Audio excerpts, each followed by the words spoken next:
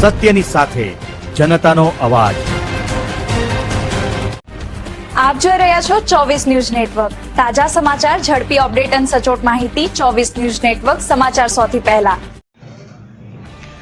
થરા ખાતે ચાકોસર તળાવ અને મહારાણી નાયકા દેવી ઉદ્યાનના લોકાર્પણ માટે તૈયારીઓ પૂર્ણ। બનાસકાંઠા જિલ્લાના થરા ખાતે નવનિર્માણ પામેલા ઐતિહાસિક ચાકોસર તળાવ તેમજ મહારાણી નાયકા દેવી ઉદ્યાનના લોકાર્પણ સમારોહ માટેની તમામ તૈયારીઓ પૂર્ણ થઈ ગઈ છે। હવે ગણતરીની મિનિટોમાં યોજાનારા આ ભવ્ય કાર્યક્રમને નિહાળવા હજારોની સંખ્યામાં લોકો ઉમટી પડે તેવી શક્યતા વ્યક્ત કરવામાં આવી રહી છે। આ પ્રસંગે દિવસ દરમિયાન વિવિધ કાર્યક્રમોનું આયોજન કરવામાં આવ્યું છે, જ્યારે રાત્રિના સમયે થરાના ગૌરવશાળી ઇતિહાસને ભવ્ય રીતે રજૂ કરવામાં આવશે। સમગ્ર પરિસરને રંગબેરંગી લાઇટોથી શણગારવામાં આવ્યું છે, જે દર્શકો માટે વિશેષ આકર્ષણનું કેન્દ્ર બનશે।